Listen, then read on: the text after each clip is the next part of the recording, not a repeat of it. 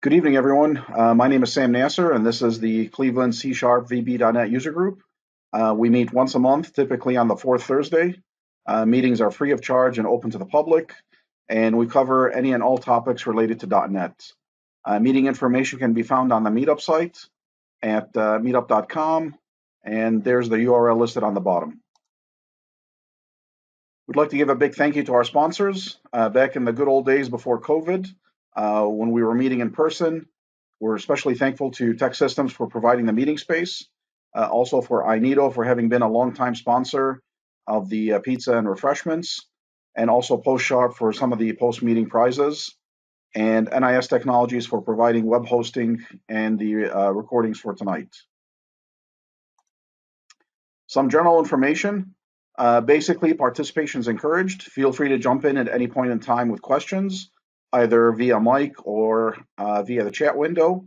And then every so often, our presenter, David, will stop and ask for questions as well. Please mute your microphones when not speaking so to avoid any background noise. And although it is an online meeting, let's try to make it as much of a roundtable discussion as much as possible. So tonight's featured presentation is David Giard presenting on Azure Media Services. David's a former accountant and biochemist, so I guess you could say he's an accidental developer. He's been developing solutions for using Microsoft technologies for nearly 30 years, and he's currently the senior software engineer for Microsoft. He's been a multi-time presenter at various conferences, code camps, user groups, international conferences, etc. And in his spare time, he also hosts the Technology and Friends and the GCast podcast. He's also the co-author of the real-world .NET C# and a very modern technology called Silverlight, or at least it was modern back in 2010. So, without further ado, I will turn it over to Dave. Thanks, Sam. But this is me. I work for Microsoft. My name is David. I have a blog at that point, at that URL. I have the TV show I just showed you, which is Technology and Friends, where I interview smart people about technology. And then I have another show called GCast, which is where I do short 10-minute tutorials showing you how to do things. In fact, right now I'm in the middle of doing a set of tutorials on Azure Media Services. And this is my Twitter handle, David Giard. So if you have any questions, feel free to follow me on Twitter and tweet your questions at me, and you can keep them under 280 characters. It's probably good practice anyway. Azure Media Services are a way of analyzing and streaming audio and video files. It has a lot of services all kind of bundled together in the cloud. Because it's in the cloud, it's highly scalable and highly reliable and all the things we expect from a cloud computing environment. But it gives you the ability to publish your media, to encode it in various formats. And those formats can be suitable to different players and different screen sizes and people that have different bandwidth connections, which is really nice because you want your media to be accessible to a lot of people. It has some security built in, things like encryption and DRM. It has the ability to analyze your videos. So you can do things like facial recognition and closed captioning and emotion detection and speech to text, all sorts of things. It has a CDN, a content delivery network. It just taps into Azure's content delivery network. So if you have users all over the world, they can make copies of your video and send them all over the world. And all right now, I just got an error message. Can everybody still hear me? Yeah, I can hear you fine. Okay, great. An error message popped up on my computer. This is, we'll talk about some of the things you can do with Azure Media Services. One is actually the first step is to publish a video, to take a video that's on your local machine and get it into Azure. And Azure Media Service has a way of doing that. It's really just a couple of clicks of a button, and it'll take a video and then send it into Azure storage. So that's the persistence mechanism that Azure Media Services use is Azure Blob Storage. It'll serve in there, but it'll also have a pointer to it in your Azure Media Services account so you can do media things with it. Once you've done that, one of the things you'll want to do is to encode that video. And there are options to code for different formats, for online streaming, for downloading. And essentially you create a job that job will run. It'll create some formats, either one or more different formats, and it'll store those formats back into Azure Storage. And I'll show you a demo of that in a few minutes. But there are other types of jobs than just encoding. You can, for example, do analysis of your video. If you want to detect what kind of objects are in each scene of your video, or where are the faces in there? Are the faces happy? Are they sad? What are people saying? All sorts of things like that. What language they're speaking. And there's a job that'll do that, and it'll create a bunch of text files. And it'll store those text files into Azure Storage. It stores them as something called assets. There's this concept of assets. And we distinguish between input assets and output assets. Input assets are assets that I provide. Maybe I've uploaded the file from my machine into Azure Media Services. Output assets are assets that are produced by Azure Media Services, like, for example, the file that contains the emotion information, or the text of what you were saying, or the different outputs of encoding. And assets, when you look at assets in Azure Media Services, they actually point to files in Azure Storage. They point to one or more files in Azure Storage, and they're all stored by container. So the idea is that one asset points to a blob container. So if you've worked with blob containers, there's blobs in Azure Media Services, you know that there's this concept of containers, which is kind of like folders in a file system. And so each asset points to a container which can contain one or more files. Those files might be video files, they might be audio files, binary files, text files, zip files, whatever are the output assets that are created by Azure Media Services. And there can be multiple assets, and each one will point to a different blob container. Now, what you really want to do is, once you've encoded these videos, you want to make them available to other people, and that's where streaming comes in. So Azure Media Services has this concept of streaming, creating streaming locators. And by creating a streaming locator, you're making your media available to users out on the web. They can simply go to a URL and either stream your video in a browser, in an application, or download the video. You have the ability to control which of those things they want to do. And the nice thing about it is that once you start streaming, you're not making it available to just one user. You can make it available to many different users all over the world, as long as they're connected to the internet, as long as they meet any security requirements you have placed. And it doesn't really matter what kind of device they have, or even how strong their internet connection is. As long as they have a connection, then they can stream what you're making available to them. So it adds a lot of flexibility, a lot of scalability to your application. Live streaming is like that, except that instead of pulling that video out of storage, something that you've uploaded and encoded, you can set up a client and stream from your client, and people can connect to that. And then as you're producing something, kind of like what we're doing here now through web meeting, you can create your own web meeting software that allows you to stream live video and have people consume it. And just like with when you're streaming saved video, different people can connect from all over the world, different devices, different connections. As long as they have HTTP and a support and a connection to the internet, then it's available to them. All right, those are my slides. Let's do a demo. Questions so far?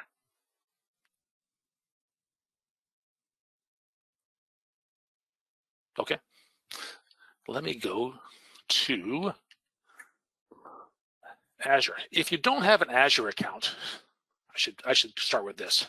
You can go to azure.com and sign up for a free account. It is, I think you get 30 days and $200 credit with an Azure account. If you don't, also if you work for a company that has MSDN, you can also get a free account through them. But once you get there, then you can go to the portal.azure.com, sign in. And almost everything in Azure, when you're working with a portal, you start by clicking this big plus button, create resource.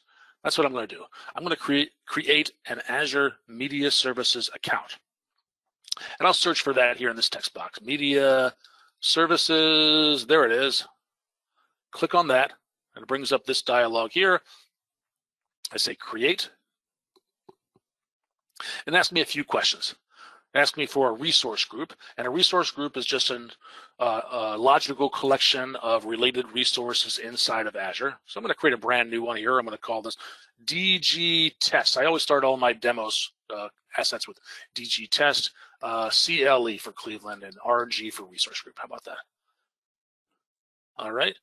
And then the name of my media services account, I'll call it DG Test CLE-MSA for my media service account.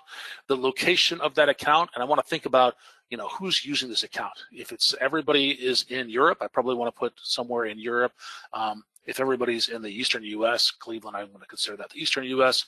I'll put it there. I also maybe want to think about if I'm uploading a lot of videos, maybe I want to reduce the latency, make it close to me, just something to consider. And then a storage account where I'm going to store things. I'll create a new one here. I'll call it DG Test CLE Storage. I think you can see my naming convention. I'll just accept the defaults here. And the only other thing that I have to change in here is I have to check this box that says, I swear up and down that I am not going to upload things that I don't have the right to, something that's copyrighted by somebody else. That would be wrong. I won't do it.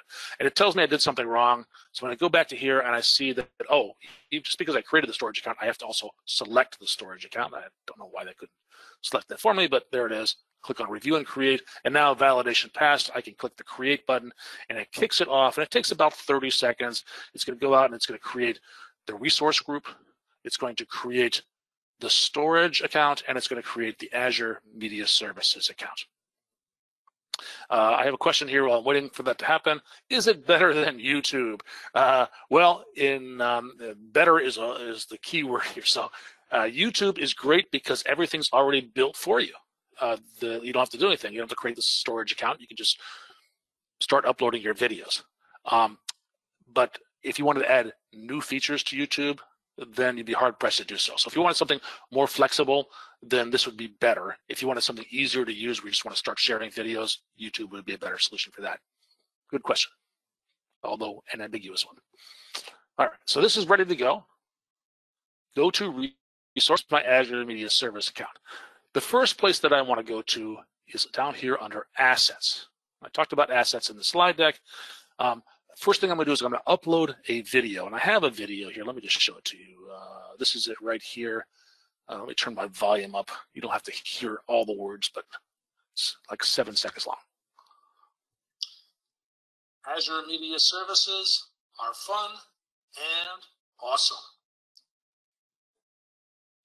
So that handsome gentleman just told you that they are fun and they're awesome, and he's absolutely correct. So here I'm going to upload that video. Click on the Upload tab right here, and over this little blade pops up, and it says I'm going to store it in this storage account. You can add extra storage accounts if you want, but I only have one. And then I'll click on this to select a file. It's in test/AMS.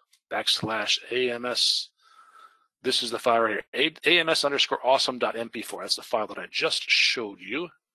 So I'll click on that. I'll give it a name. It assigned a name, but I like to give things more logical names here. I'll just call it David. Makes it easier to find when I have a lot of files. And down here, there is, it's asking you, do you own the rights to this content? Again, I'm not uploading stuff that Disney owns the right to or somebody else owns the right to. It's not. This is my content. I created it. All right. And good. I'll close that. And now I have an asset. And like I said, here's the details of it. And as I said, it's linked to a storage account, a container in a storage account. Right here, if you click on this link, it'll actually open up that storage account.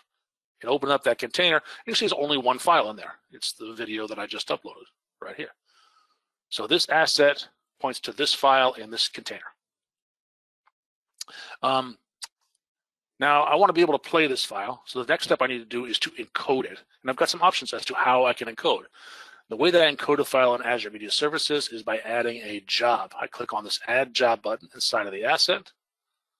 And this dialog over here pops up, and it asks me to use a transform. And I can either create a new transform or use an existing one. Well, I just created this account, so there are no transforms in it. I'm going to have to create a new one. And a transform is a set of steps, like a template for running a job. A job is an execution of the steps in a transform. So you can reuse one transform on multiple jobs. So what I'm going to do here is I'm going to create one. I call it David encoding transform. All right. save that part in my clipboard. I can put a description here if I wanted to, but I'll skip that. And this says what kind of transform encoding is the one that I want to do right now. I'll come back and do some of the other one later on. And then I have for encoding, I have some presets here that I could choose. Do I want to do it just audio? Do I want to do adaptive streaming so people can watch it online? Do I want to do different bit rates? If I want a specific bit rate, I like to do adaptive streaming. And the reason I like adaptive streaming is because it'll actually encode the video in multiple formats for different resolutions. So if somebody has a high, a big screen and a fast internet access, they could have the high resolution one. But if they're watching on their phone and maybe they have the really slow internet access, they could pick a smaller video, and it'll render without being real choppy and waiting a long time to download. The name of the asset, I'm just going to call it David Encoding, and then the job name, I'll call it David Encoding Job. You can use your own naming conventions, but I like to name things so that I can find them pretty easily. Once I get a lot of these jobs and transforms, you'll be grateful you did. Job priority, if there's a lot of stuff going on, you can give it a higher priority. Yeah, what the heck, I'll give it a high priority. I don't think it makes it go any faster. It just makes it start faster if there happens to be a big backlog. And the encoding, let's see, it got added, and I could just click on this and go straight to the job, but I want to show you where that is in the hierarchy. So I'm going to go back over to my media services and show you that there is a blade here called transforms and jobs. And right here, you can see the transform. And if I expand that, there's the job below it, and it is processing. It's not yet done. It has started. It's not just queued up. And if I click on that, the details, here's the details of that job right there. And now it's finished. So it took about 20 seconds and it finished up. And again, I could go straight to the asset from here, but again, I just want to go back to here and show you that I can navigate this way to the asset. And here it is. Now, where I used to have just one asset, now I have two assets. I have David, my input asset, and David Encoding, my output asset. Let me open that up, show you some details about that, including a link to the storage container. These are the files. And whereas the David input asset had just one file, this has a bunch of files. It has a thumbnail, and it has 1, 2, 3, 4 different MP4 files. And you can tell by the name what these are. They use the same audio stream, but they have different resolutions. 1024 by 568, 320 by 180, 840 by 278, 640 by 360. So if I had a really fast internet connection, I'd probably want to use this one. If I had a slow one or a small screen, I'd probably want to use this one right here, and maybe in between for those. I have some manifest information, information about the video itself, and some metadata about it as well. I'm sorry, the metadata is about the video itself. The manifest actually tells you what formats are available right here. In fact, let's see, why don't I do this?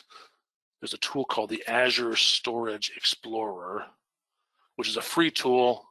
While that's loading, I'll just show you that you can come over here and type in Azure Storage Explorer and download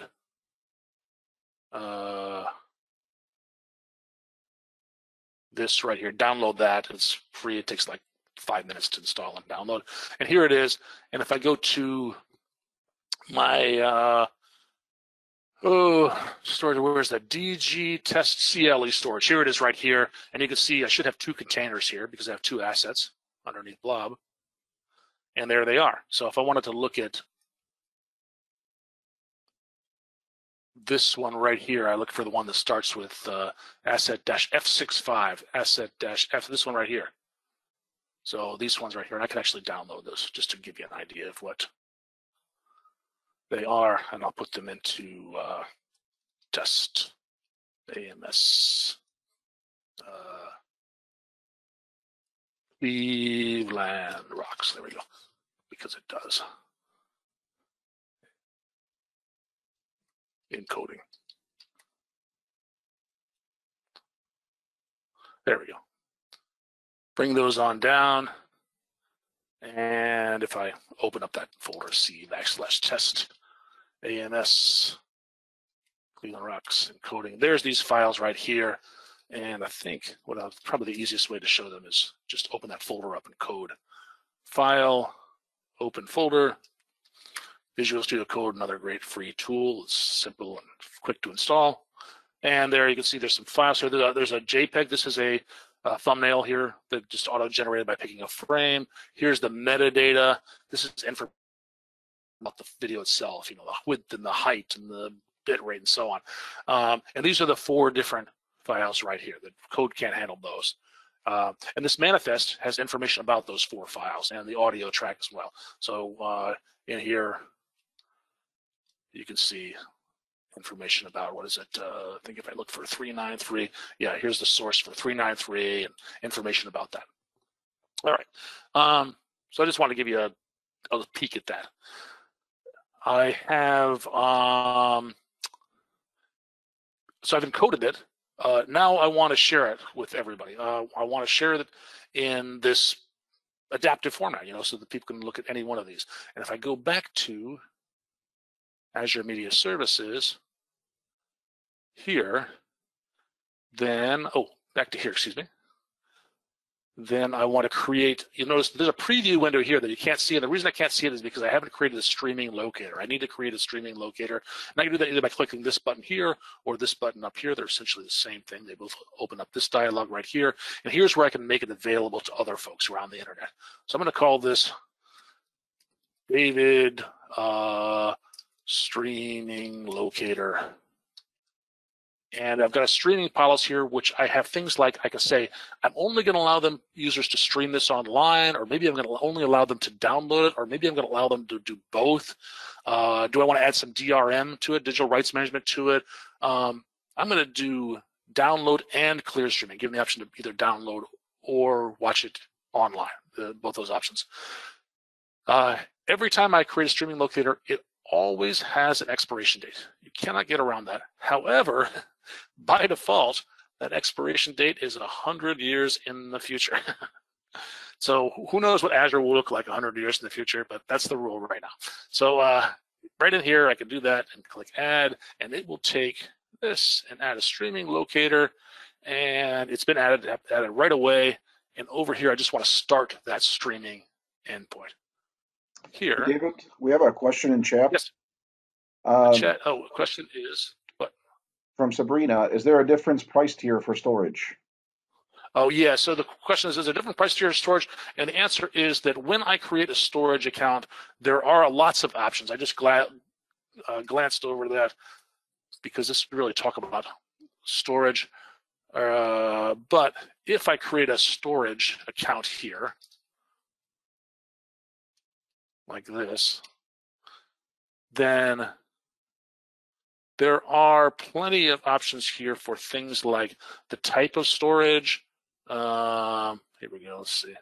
This right here is really what affects the storage, is what kind of redundancy do you have in the storage? That's the biggest thing. So if you want to have locally, I think the default is the cheapest one, but you can have it where it's there's always redundancy in your storage. There's always 3 copies of it, but the question is, do you want to also have 3 copies in other regions as well? And so you can have multiple copies of it for failover or for redundancy or for maybe reduce latency to get them synced up. That's really where the price difference in storage comes in. So when I created the storage account, it asks me this question right here, and I just picked the default, but you could have more. You could change your storage account to be more expensive if you want to. All right, where was I here? It's running right now. And let me refresh this. Right there, because I created the locator. There's actually a little preview player in here where you can see Azure Media Services are fun and awesome. And you can see that this right here, this thing right here, if I hover over it, I get an option to change it to different sizes right here. So if I wanted to have a low resolution one because I have a slow internet access, I could do that, and it would be a lot choppier. It wouldn't look nearly as good. Azure Media Services. So that's lower quality, but that's okay if I'm on a phone and that's all I'm going to get. It's better to have that than to have, no video at all, right? So I get that. And by setting it to auto, it actually goes out, looks at your connection, and decides what's best for you. Now this is okay for you to test it, but it's not ideal if you wanted to share it with the world. The other world can't go to your portal and look at it. You want to put this in a web page, and that's what this right here does. If I look at the view locator, you'll see a whole bunch of URLs here. For example, there is a separate URL for each one of these MP4 files. If you only wanted to make available this 1024 by 576 URL, we would use that. In fact, I could probably just copy that right into a browser window, I think, and run it.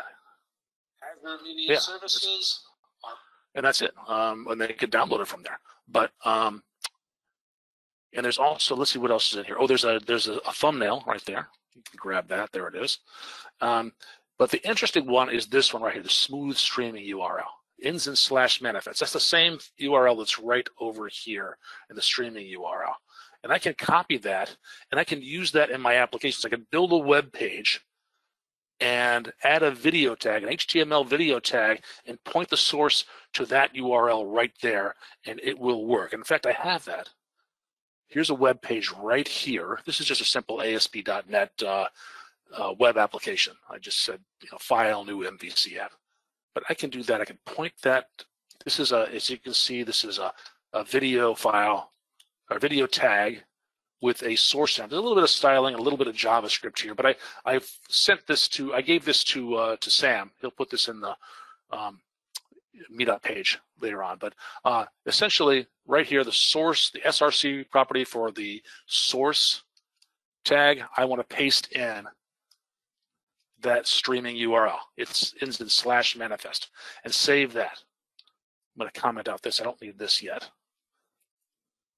And just do this. And when I run this right here, that's called playit.html. And then I'll navigate to playit.html. And here is my video embedded into my own page with this same flexibility. So here now I'm actually sharing video online, a lot like YouTube does, with cool options. And you can style this the way you want, add CSS to it, and add extra controls to it, put JavaScript on it, and make it as cool as you want. You have all kinds of flexibility with this. So this is when you start to talk about, is it better than YouTube? No, that was a lot more work than just uploading a file to YouTube. But now I've got some flexibility here because this is my page right here. The next thing I want to show you is analysis. Actually, I'll stop here. Are there questions now? Gonna do that. Okay. I'll show you how to do some analysis. And that's just a different type of job. So if I go back into the assets, which I can close this and go to my media services account, and there's my assets here. What I want to do is I want to analyze the video. So I'll take the original source video, and I'm going to add a job, a different kind of job. Last time I clicked on this and I did an encoding job. This time I want to do I'm going to create a new job, and I'm not going to select encoding. I'm going to select video and audio analyzer. So I'm going to call this one David Analysis. Copy that. Transform. And I'll select video and audio analyzer to analyze both the video and the audio. If you want, it's actually smart enough that I can say auto detect the language, and it'll figure out what language that the user is speaking. I already know what language it was speaking because I was there. It was English, and in fact, it's US English right here. And it's going to have an output asset. I'm going to call it David Analysis. That's it, David Analysis. I'll put it in that storage file. The job name will be David Analysis job. Priority, I'll make this I'll make it a high priority as well. Click on create right here. And the job was added. So I want to go back to transforms and jobs. This is the one that takes, David Analysis, about a minute and a half to finish. It's processing now. Right there. It does have a progress bar, which is kind of nice. It's going to create a bunch of files. So as it starts to do things like, analyzed speech to text and facial detection and emotion detection, as it does each of those processes, it goes through here and looks like it's maybe about 40% done right now, maybe 50% done right now. Seems to be going pretty quickly. This is a short video, so it's not going to take a real long time. But if you have a 90-minute video, it will take a long time. You'll want to set this thing off and come back.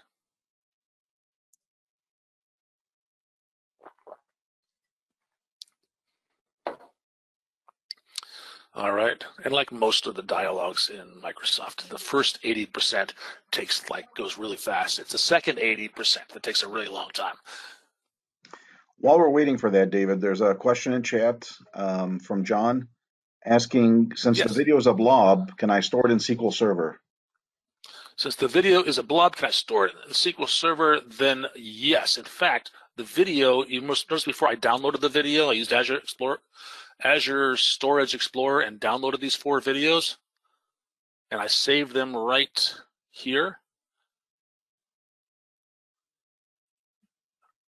There it is right there. That's the video. So it's, when I say blob, it's not the same blob that's in SQL Server. However, this MP4, you could store it in SQL Server. You could store any binary data in SQL Server. So you download it and then upload it to SQL. I'm not sure what the advantage of doing that would be. If you were working with SQL Server, let's say you had a database that had more information than beyond what Azure Media Services was, probably a better idea would be to, in your SQL Server, have a pointer to the video. In here, you'll notice, see, there's a URL of that video right here. There it is in Azure in blob storage. So that's probably a better model if you're working with SQL Server and you want to relate your SQL data to your MP4 data, or your Azure storage data. And then you're not being redundant and, All right, this should probably be done by now. And yep, it's finished right here. So I'll close this job here, and it should have created another asset. Go back to my assets. Now I have a third asset, David Analysis. And if I open up the container, you'll see there's a bunch of files in here, right here. And in fact, why don't I download those? This is annoying here.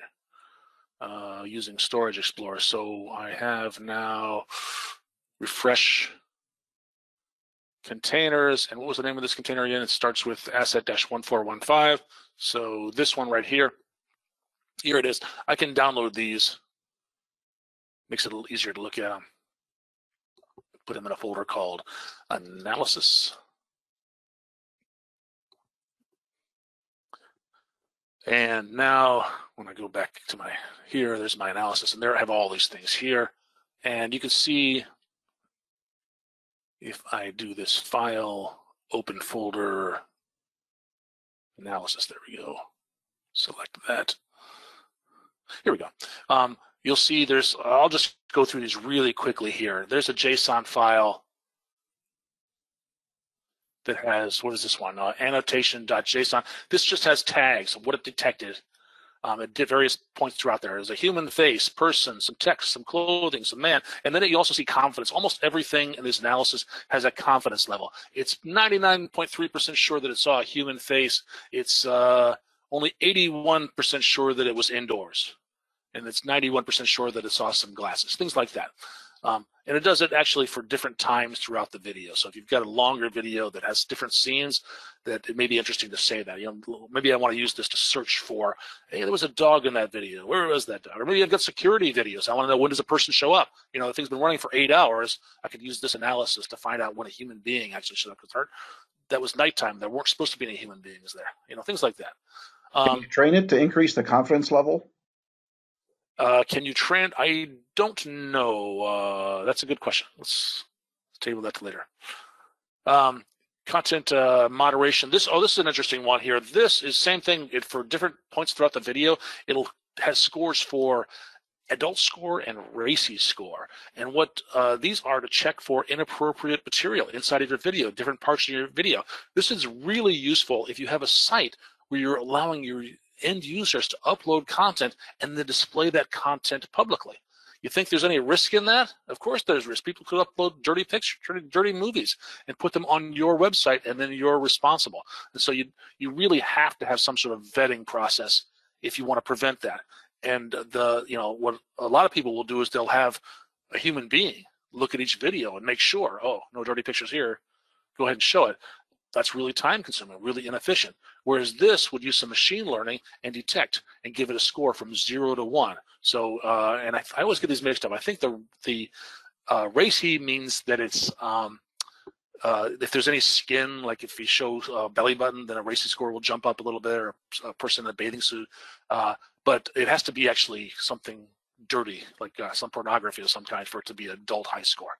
So the closer to the 1, the more provocative it is. The closer to 0, the safer it is. So you might have some rules to say, if there's anything in here, any of these clips in here, you can see it is repeats for multiple times throughout the video. If anything goes above 50%, maybe put it in a queue and have a human being double check it. If it's above 90%, kill it with fire. Take off and nuke it from orbit. It's inappropriate for my site. Something like that. You could have rules like that. Emotion detection. I'm not sure if it had enough time to do emotion detection. Oh yeah, it did. So it looked at my face and it said, it gave this probability score. I wasn't angry in that video. I was smiling in the video. So the highest score is here under joy. 99.1% joyous. Less than 1% angry, fearful, neutral, or sad. Faces, all sorts of information about faces in here. And it is, again, over time, it'll have different, as a scene progresses, but this is just a detection of faces. XY is, I think, the top left corner of where the face starts, and the width and the height. So you can draw a rectangle on the face. There's pitch and roll and yaw refer to how, whether you're tilted to the left, right, and forward, and things like that. And there's a confidence level, 99.98% sure that these numbers are right, that it actually figured out the face. Because you never know. Sometimes there's just something that looks, maybe the painting of the face in the background, and thinks, is that a person or is that just a painting? I don't know. There's a thumbnail. The thumbnail is a little bit smarter. The thumbnail is smart enough that it actually found where my face was and cropped it appropriately. So that's pretty good. Some insights. What do we have in here? Has some transcript in here. This one does some OCR, although it did.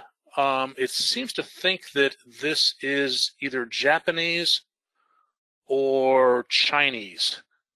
So it did. There was a poster in the background that said Montreux. I filmed it right where I am now. There's a Montreux Detroit Jazz Festival poster behind me, and for some reason it thinks that was Japanese or Chinese.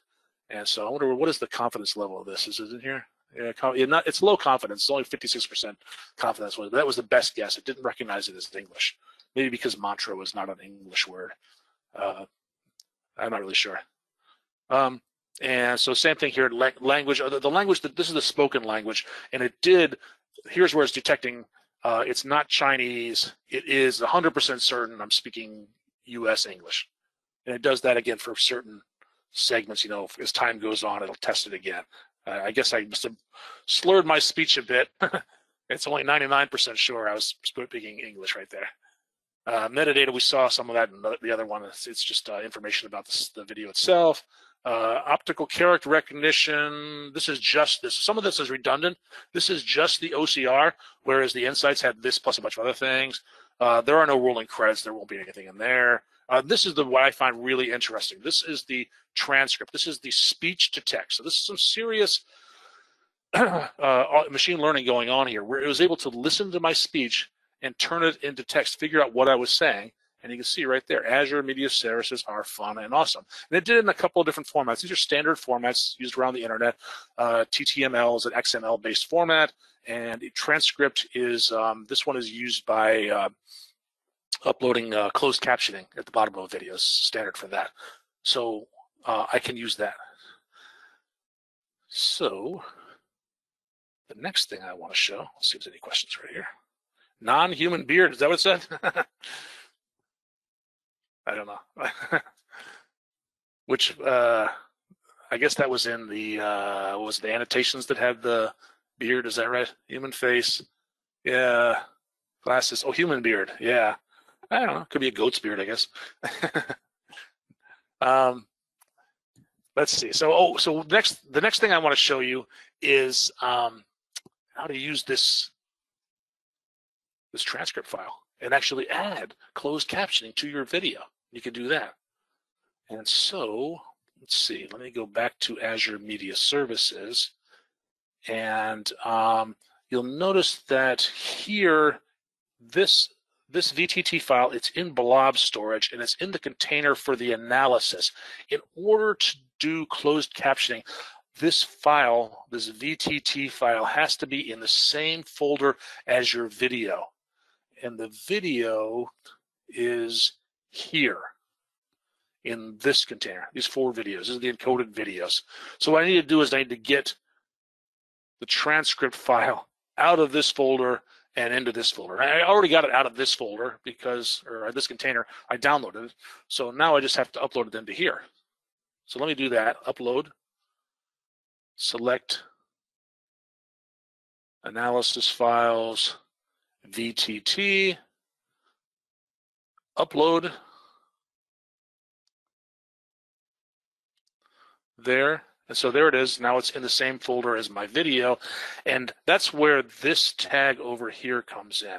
So on this page right here, I commented out this tag, the track. The track is the closed captions. And I told it that it's English, and I want to put the VTT file there.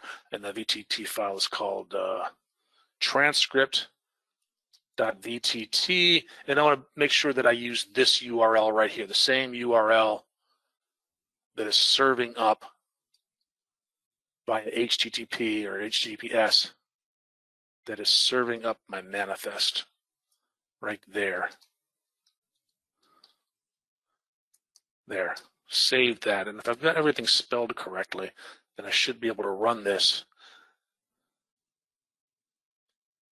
And when I show that, play it. Azure Media Services are fun and awesome. So that's kind of cool to put that there. And in fact, if you sometimes it makes sense to actually change this.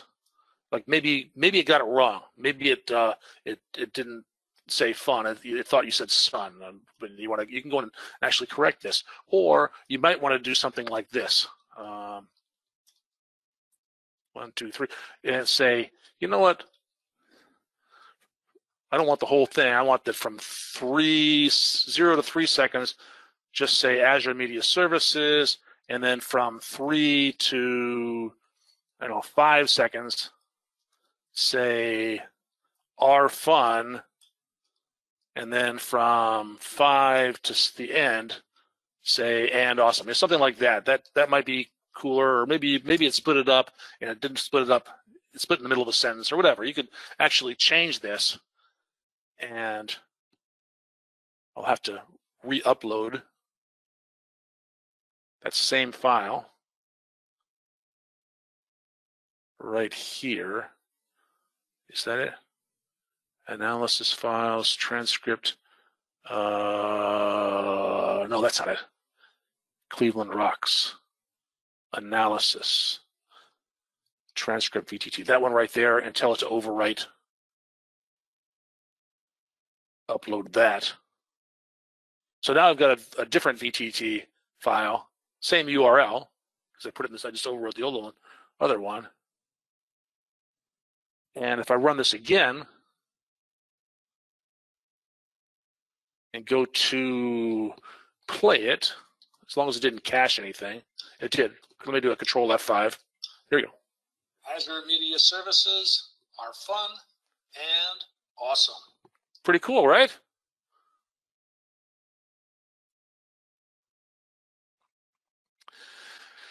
Ooh, I've got one more demo to show, but let me do a time check. Sam, how are we doing for time? We're doing great. You still have okay. Up to another hour if you'd like. Up to I got to eat dinner sometimes.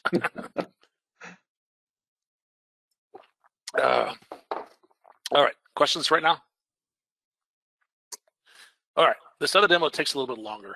I'm going to do live streaming. So what I've done so far is I've actually been serving up video that was stored in Azure storage. But if you wanted to do live streaming, that's a little bit more complicated.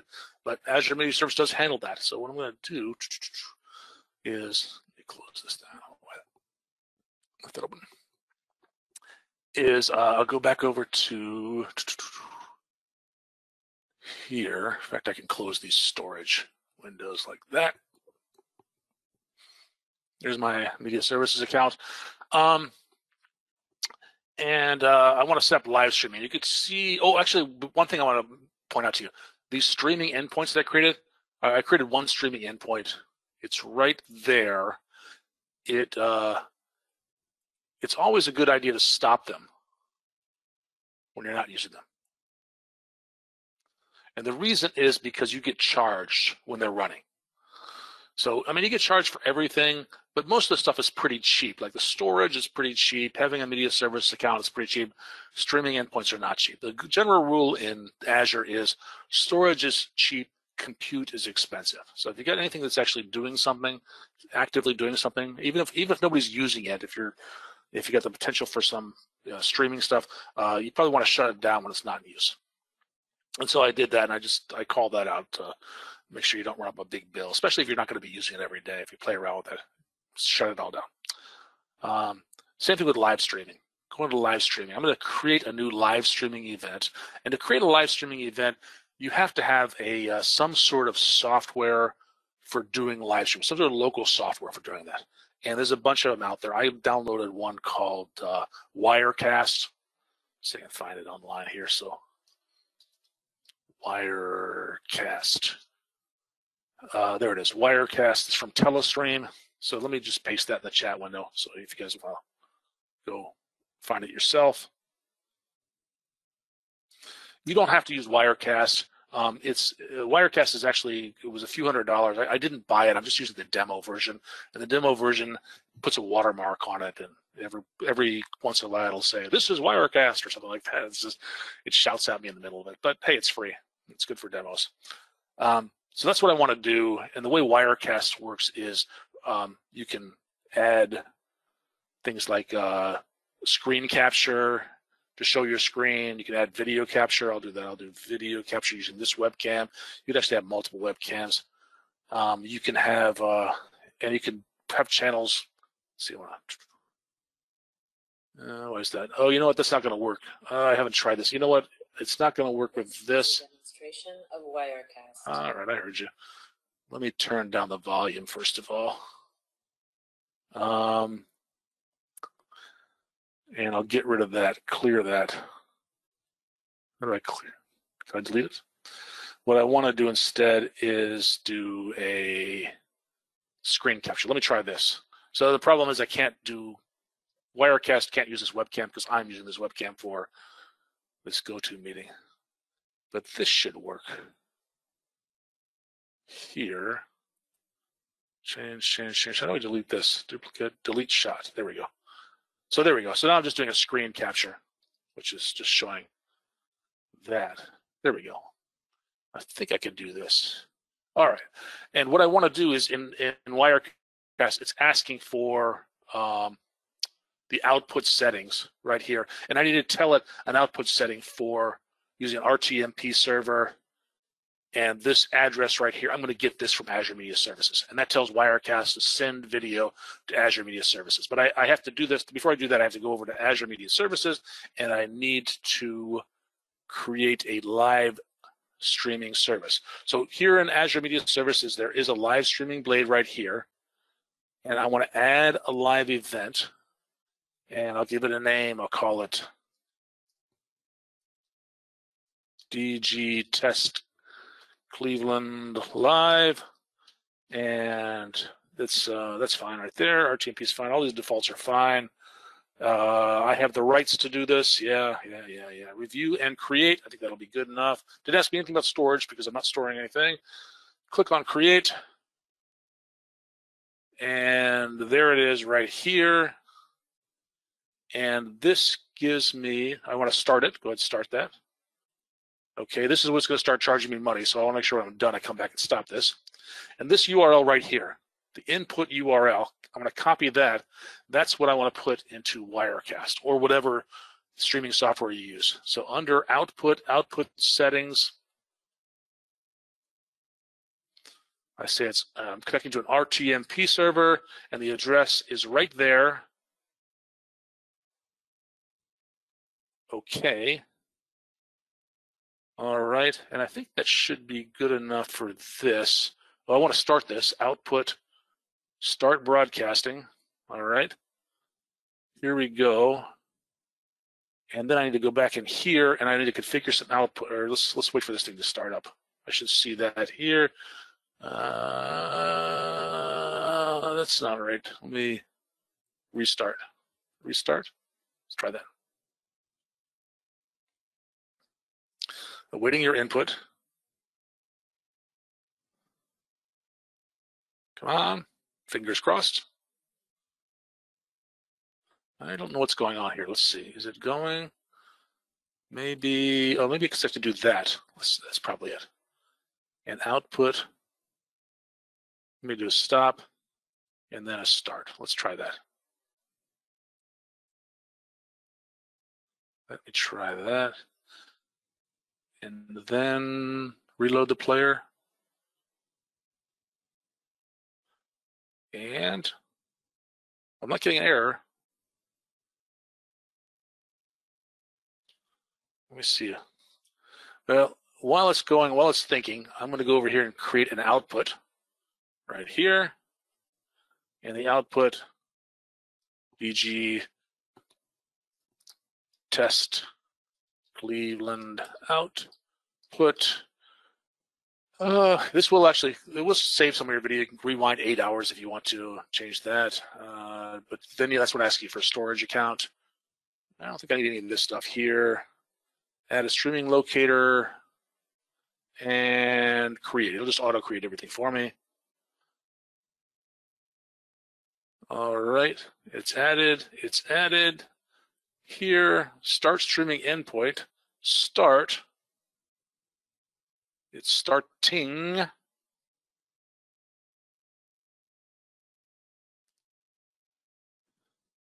And here it goes. Whoa, there it is. Okay, so this is the live feed. It's actually not live. It's, I think, about 10 seconds delayed.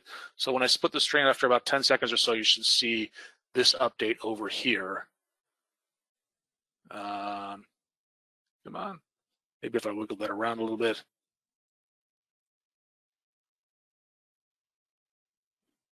Oh, maybe I have to click play. That's why. So I didn't play. So maybe that's even longer than that. So, but this is it. Oh, there we go. So you see the things happening here? It's animated. If I bring that up, it's that. All right. And this is, again, this isn't really useful to your end users. They can't log into your account. What they want to do is you want to create a web page or something for them to access this.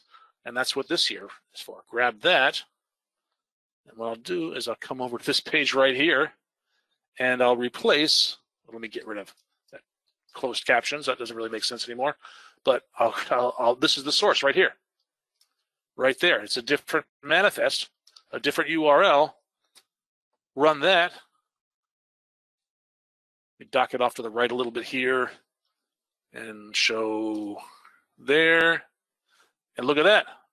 And that's it. Now I'm doing live streaming through my screencast here, and I can go back into a tool like Wireshark, and I think I can probably add some things.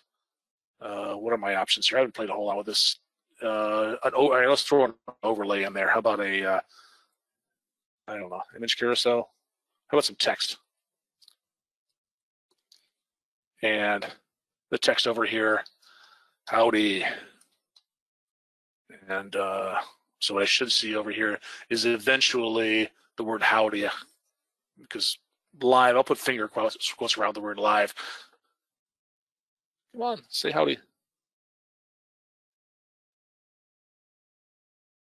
And there I am typing it, and then hopefully the word howdy actually appears as an overlay as well.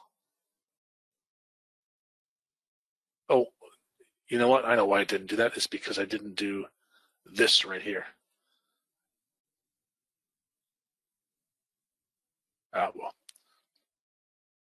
Well, this is a video about, this is a tutorial about Wirecast. This is a tutorial about Azure Media Services. I think I've showed you that you can do this, and if I had access to this webcam, I could actually add that as well, but I'm using that to stream this GoToMeeting.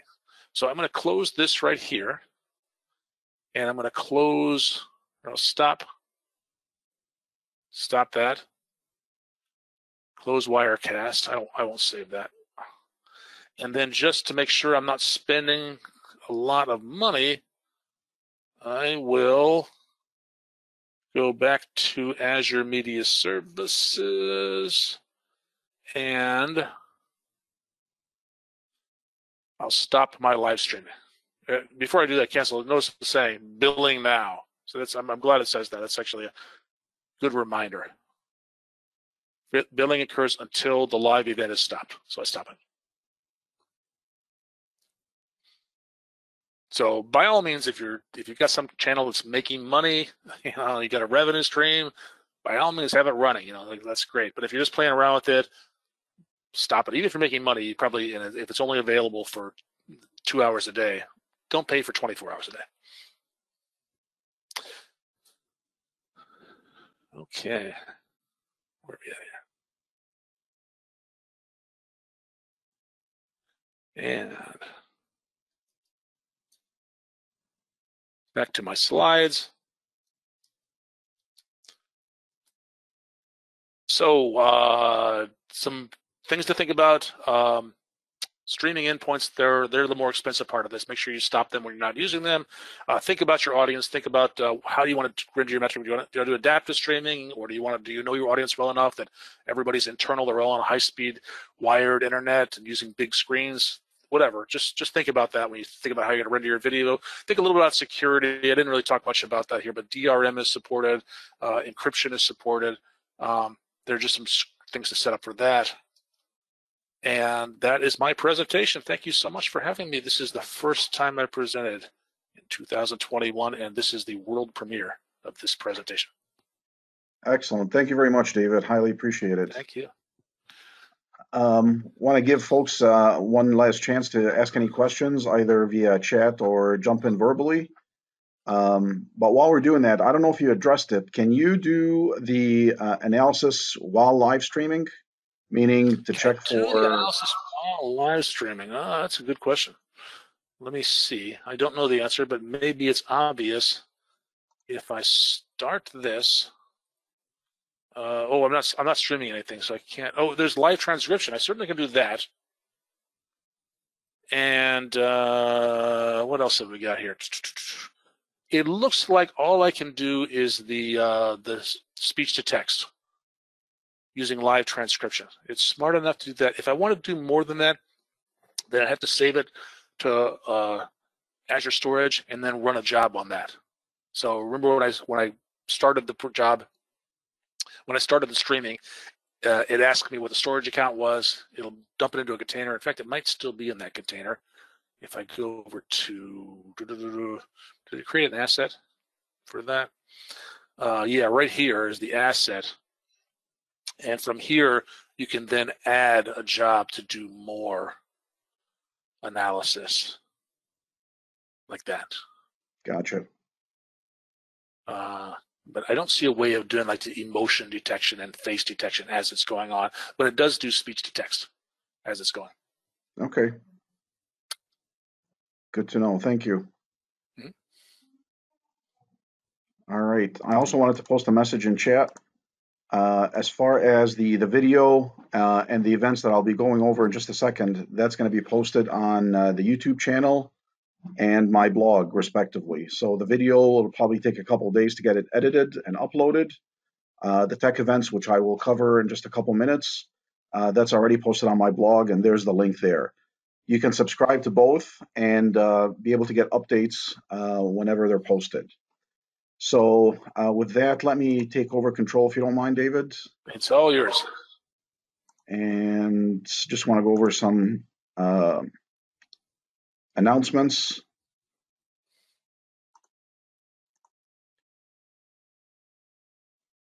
And let's close that.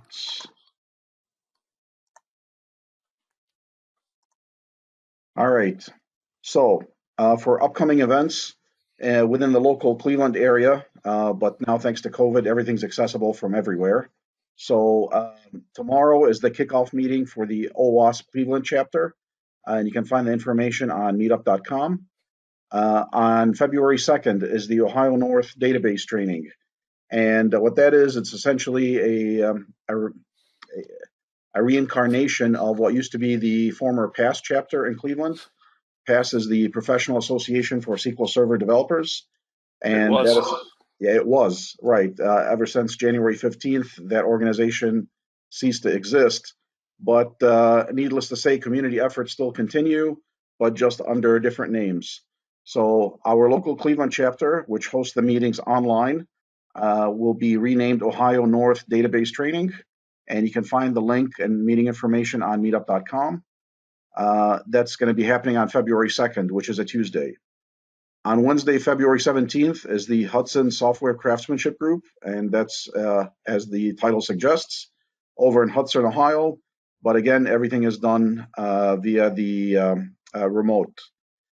And on February 18th is the GLOGNet, or the Great Lakes User Groups .NET user group. That's going to be happening, and they're going to be discussing machine learning.net or ML.net. And then on Thursday, February 25th, is the February meeting of this group. We're going to have Scott Hanselman talking about migrating apps into Azure. So that should be a pretty interesting talk.